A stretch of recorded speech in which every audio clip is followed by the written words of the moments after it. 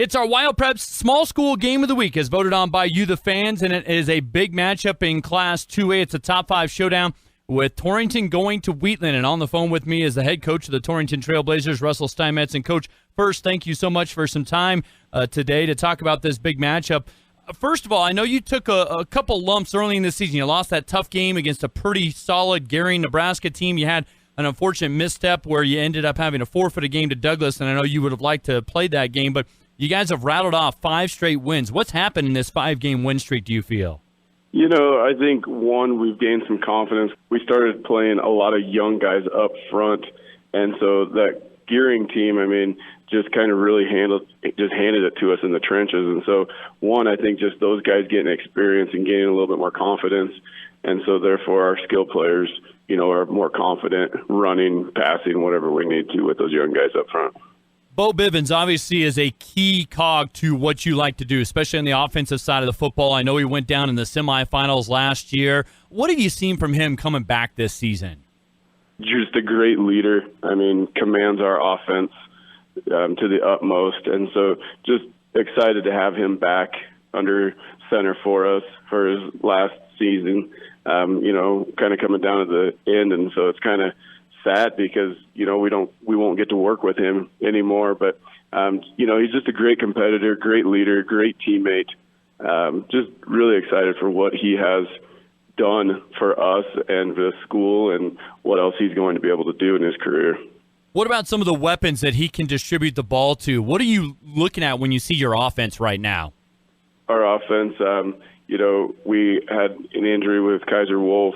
He's our leading receiver right now, and we didn't have him for a game. Last week we had him very limited, and I was kind of shocked when I went back and looked at the stats. He had like 6 receptions for 97 yards because I just didn't think we used him all that much. And so, I mean, that's one weapon. Chase Miller is another weapon. When Kaiser was hurt, he rattled off, I think, a 6-reception game. There's Deegan Keith that sets up so many of the open passes and such a great blocker out there. And then, you know, we have a couple backs that are, when we need to, we can get some yards there too, so that opens up the passing game. So, you know, it is a team game, and we're using a lot of players to contribute to our team. Speaking of that team aspect on offense, you guys have some great balance. What do you attribute that to? You know, one, our offense coordinator, Rob Nicolai, does a great job, you know, every week, like, okay, here's where we can attack the defense, or, you know, we all work together as a coaching staff, but he's one that really dials it up and knows the strength of our O-line, the strength of our backs, the strength of our quarterbacks, strength of our receivers, and really tries to exploit the other team's defense. So Coach Nicolai does a great job with that. What about your defense? You guys are one of the top 2A defenses, led by a guy you mentioned, Deegan Keith, but I know Carson Schultz continues to play well on that side of the ball. It looks like Dylan Packard's having a good season as well. What are you seeing defensively? I think we could be doing even better if we would read some of our keys better. We have just poor eyes at times, but no, Deegan Keith, we have him, you know, as one of our DBs / outside linebackers. Just a great competitor. He spends a lot of time on huddle watching film, so I think one thing that really helps him set him apart from everybody else. Inside, you know, Carson and Dylan Packard are getting better at reading their keys and everything like that. So, no, just excited for the defense. All right, you got a big test against a big rival in Wheatland. What are you looking at when you see Coach Bohlander squad? You know, that offense is very impressive, very dynamic players you know, the quarterback Pruitt and receivers Brow and Hicks. Those guys are exciting. And, you know, they graduated a Suko that was an excellent back. And next thing you know, there's another Suko that's toting the rock for him and running the ball well. And so, no, those Bulldogs, very impressive on film.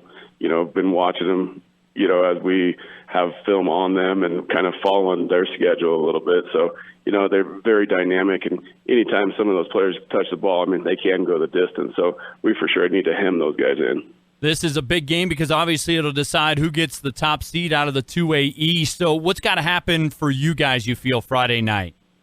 You know, I think ball security for sure on offense, and then on defense, I think we just need to win that turnover margin. I think that's going to be huge.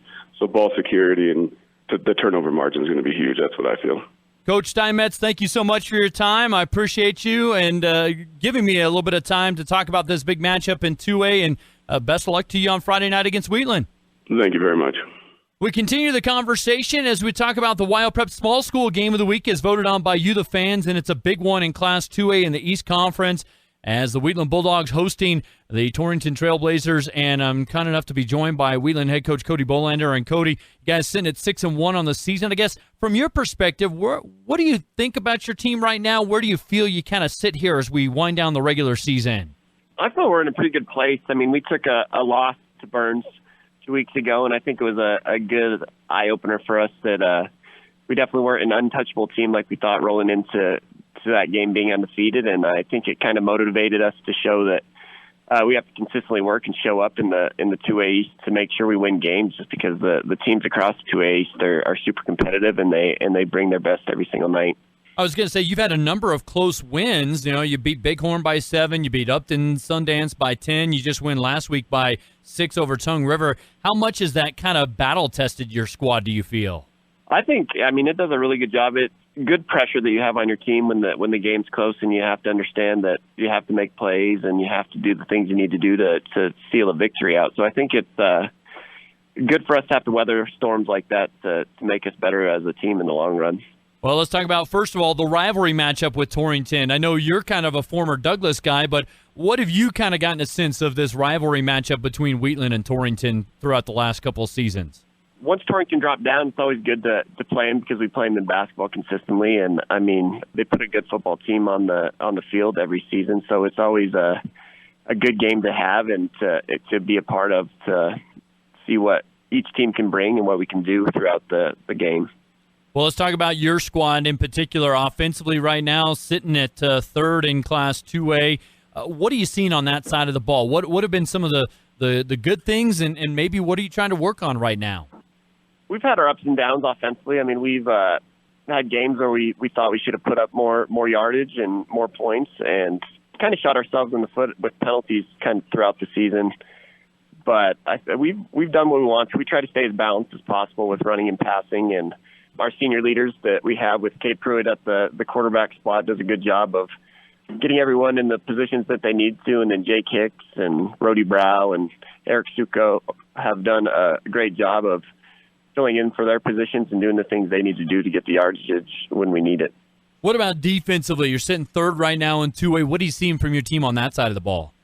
Yeah, defensively we've done really well this year. We've tried to limit the big plays have seemed to be our Achilles heel all season. When we played Upton Sundance, we gave up 2 big pass plays to Luca Brooks, and when we played Bighorn, it was the same, and Tongue River was the exact same thing. We gave up a toss pass that equated for 50 passing yards of their total 79 rushing and passing yards for the game. So, we just have to limit and stay focused for all 4 downs and make sure we're not giving up plays like that. And I think our total would probably be closer to 150 defensively if we could do that consistently. But that seems to be our biggest issue right now, is just making sure we're locked in on every single play through the defensive series.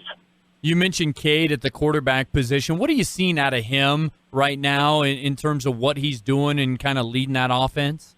We started out the year, and I think he was just trying to do a little too much, and I think you can see that in some of his interceptions that he threw early. But he's done a really good job lately of making sure that he's using his feet when he needs to, and he's seen that it's definitely opened up his passing lanes a little easier. He threw for a pretty silent 145 yards last week, but that was also because he ran for 130 on the ground and took the yardage when we need it. So he's progressing nicely throughout the season. He's been good to have. He started since a sophomore for us, so he's used to our offense. He knows what to call. He's good at reading what we need for the defensive looks to make the calls that we need. So he's been a good player to watch throughout the season.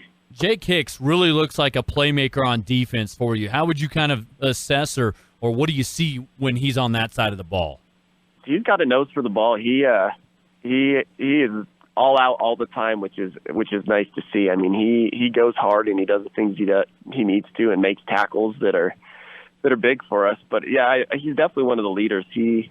He likes to rally to the ball, and he's intense, and you can just see it when he plays and the things that he does. And he's smart in the understanding of what we need to do. He calls a lot of our coverage is from the field, just based off of how we talk in film and what we see and what we want when they line up in different formations. So he's definitely one of the leaders that I rely on to make calls and get guys in the correct places that we need.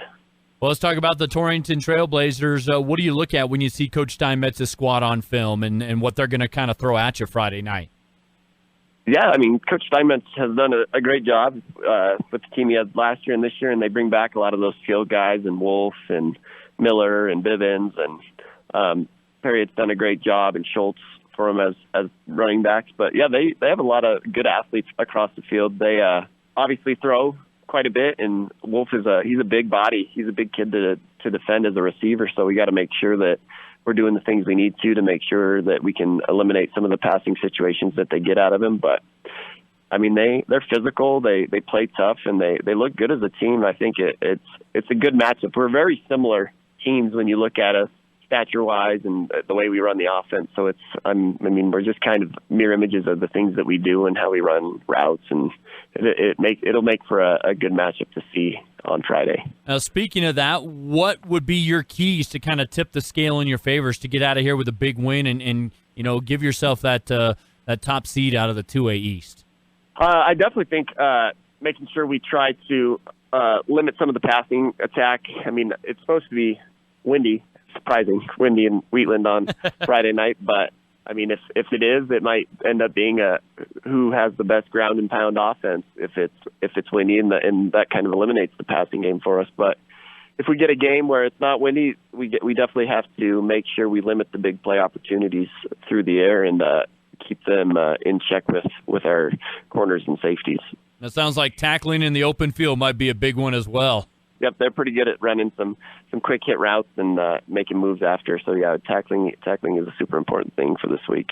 Well, with that, Cody, I greatly appreciate your time, and best luck at home on Friday night against Torrington. All right. Thanks, David. I appreciate it.